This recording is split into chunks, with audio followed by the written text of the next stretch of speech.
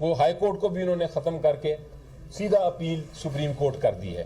جو ٹریبیونل بنائے ہیں وہ اپنی مرضی کے بنائے ہیں, حکومت اپنی مرضی کے بنائیں گے, وہ جو مرضی فیصلہ حکومت کرنا چاہے وہ کر سکتی ہے.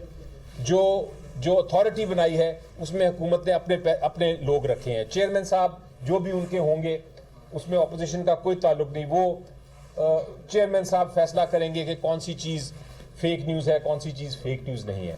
اس قسم کا قانون یہ تو ایک ڈرکونین قانون ہے, یہ تو ایک ایسا قانون ہے جو کہ ہم نے دیکھا ہی نہیں اپنی تاریخ میں. آپ کو یاد ہوگا ہماری پی ٹی آئی کے زمانے میں ہم لے کے آئے تھے ایک قانون بل, اور اس میں ہم نے جو کمیٹی تھی انفارمیشن کمیٹی, میں بھی اس کا حصہ تھا اس وقت, ہم نے آپ سب کو بلایا تھا. 4 مہینے ہم اس پہ ڈسکس کرتے رہے, اور ڈسکشن کے بعد ہم نے یہ فیصلہ کیا کہ یہ قانون درست نہیں ہے, اور ہم نے اس قانون کو پاس نہیں, اس کو بل کو لے کے ہی نہیں آئے پارلیمنٹ میں. یہ ہوتی ہے اسٹیک ہولڈر سے بات کرنے کا نتیجہ. آپ کو یاد ہوگا اس پہ ہائی کورٹ اطہر ملا صاحب کی ایک ججمنٹ بھی ہے. انہوں نے بھی یہ کہا ہے کہ جمہوریت کو اگر نقصان پہنچانا ہے تو آپ جو اختلاف رائے ہے اس کو ختم کر دیں. اور یہ جو پیکا کی امینڈمنٹ ہے, جس قسم کی ابھی امینڈمنٹ آئی ہے, اس قسم کی امینڈمنٹ جو آئی تھی آرڈیننس کے ذریعے, اس کو ہائی کورٹ نے بھی کہہ دیا تھا کہ یہ بالکل غلط امینڈمنٹ ہے. اس کے باوجود حکومت کوشش کر رہی ہے اس قانون کو بلڈوز کرنے کی. تو ہم آپ کے ساتھ کھڑے رہیں گے, سول سوسائٹی کے ساتھ کھڑے رہیں گے, ہیومن رائٹ آرگنائزیشن کے ساتھ کھڑے رہیں گے, صحافیوں کے ساتھ کھڑے رہیں گے. عمران خان صاحب کا پیغام بڑا واضح اور کلیئر ہے, اور وہ یہ ہے کہ کسی صورت میں ہم نے یہ ایکسیپٹ نہیں ہونے دینا, کیونکہ اگر رائے کی آپ جو اختلاف رائے کی جو حق ہے, بنیادی حق ہے, انسانی حق ہے, اس کو اگر آپ ختم کر دیں گے تو آپ نہ صرف آئین کی خلاف ورزی کر رہے ہیں, بلکہ آپ جو ہماری یونیورسل ڈیکلریشن ہے ہیومن رائٹس کی, اس کی خلاف ورزی کریں گے. اور اس کا نقصان کل کو اگر EU دیکھتا ہے یا دوسرے ممالک دیکھتے ہیں تو اس کا نقصان ہماری اکانومی کو بھی ہو سکتا ہے. یہ بڑی سیریس باتیں ہیں جو کہ سوچنے والی ہیں. یہ نہیں ہو سکتا کہ ایک دن میں آپ نے کل شام کو سینٹ میں لے کے آئے, آج صبح آپ نے کمیٹی کو پاس کر دیا, اور کل پیش کرنے جا رہے ہیں یہ قانون, اور ہمیں اس پہ بات بھی نہیں کرنے دے رہے.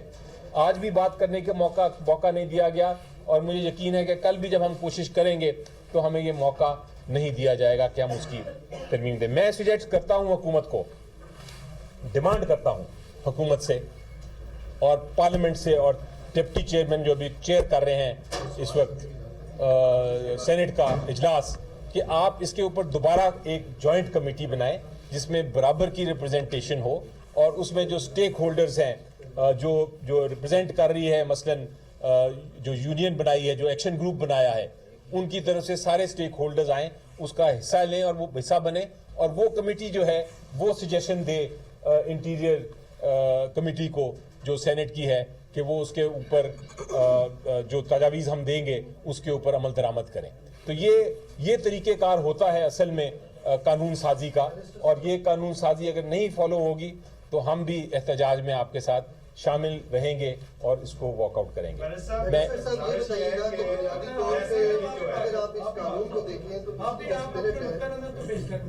نہیں, جو نقطہ نظر پیش کیا ہے پارٹی کی طرف سے ہم پوری طرح متفق ہیں, اور بالکل صحیح کہا علی ظفر صاحب نے کہ ہم سارے اپنے صحافی بھائیوں کے ساتھ ہیں, ہم آزادی صحافت کے ساتھ ہیں, ہم یہ بنیادی حقوق کے ساتھ ہیں جس میں کہ آزادی صحافت بہت بڑا حق ہے آرٹیکل 19 اور 19A کے تحت. لہذا ہم کسی طور بھی برداشت نہیں کریں گے کوئی بھی اس قسم کا غیر آئینی قدم لیا گیا ہے, اور اس کی ہر جگہ ہم آپ کا ساتھ دیں گے, پارلیمنٹ میں بھی جس حد تک ہو سکے گا, اور اس کے بعد عدالتوں میں بھی.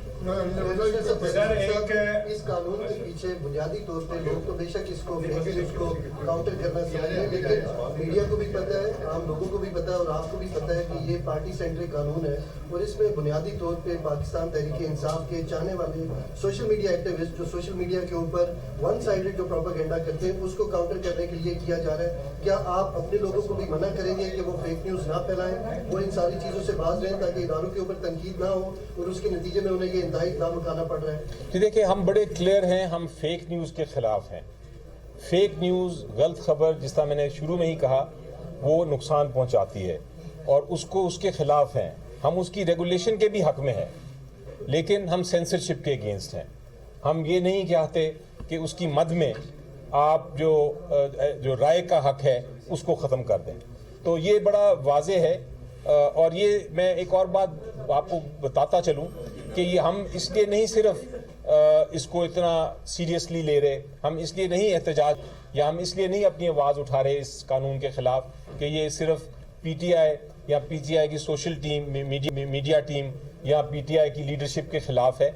हम इसलिए उठा रहे हैं क्योंकि ये आप सब सिविल सोसाइटी जो हर पाकिस्तानी है उसके ख़िलाफ़, उसके हक़ के ख़िलाफ़ है ये कानून। वरना ना हम ये भी नहीं चाहते कि ये कानून कि आप फेक न्यूज़ को फैलाएं, हम बिल्कुल उसको कंट्रोल करना चाहते हैं, लेकिन हम इस हक़ को नहीं ख़त्म करना चाहते। एक बैलेंस होना चाहिए और बैलेंस जो है वो ज़रूरी है। ये बताएं, फेक न्यूज़ की बात हो रही है, उनका सवाल बड़ा अच्छा था कि ये पीटीआई का जो प्रोपगंडा होता है फौज के खिलाफ, बाज़ औक़ात अदलिया के खिलाफ भी होता है। कि मुझे वो याद है उमर अता बंदयाल की तस्वीरें लंदन में कैसे लड़ाई गई थी, क्या कुछ हुआ। अगर इमरान खान साहब का एक ट्विटर अकाउंट है जो अमेरिका से ऑपरेट किया जाता है, उसको आप बंद करा दें तो ये कानून की भी जरूरत नहीं रहेगी और आपको जो एहतजाज करने की जरूरत पड़ती है, मामला तय करने की, वो भी आसानी से हो जाएगा। मेरा ख्याल है कि आप अगर हुकूमत के तनकीद से पहले से जानने से आप अगर हुकूमत, आपका सवाल ठीक है, आप सवाल हक है आपका पूछने का, यही हक हम आप चाहते हैं कि ये ना हो कि आप मुझे ये सवाल पूछें और मैं आपको जेल में भेज दूं। यही हम बचाने की कोशिश कर रहे हैं। आपका हक सवाल पूछने का, आपका हक सच तक पहुंचने का, आपका हक किसी को ऐसी बात करने का जो तनकीद हो। आप बिल्कुल तनकीद करें, आप बिल्कुल बात करें, हमारी जो गलतियां हैं आप पॉइंट आउट करें। मैं पर्सनली कोई गलती है आप पॉइंट आउट करें, आप मेरे बारे में लिखें, आप किसी और के बारे में लिखें, लेकिन आप ये नहीं कर सकते कि मैं आपको जेल में डाल दूं उस बात पे। हाँ, अगर आप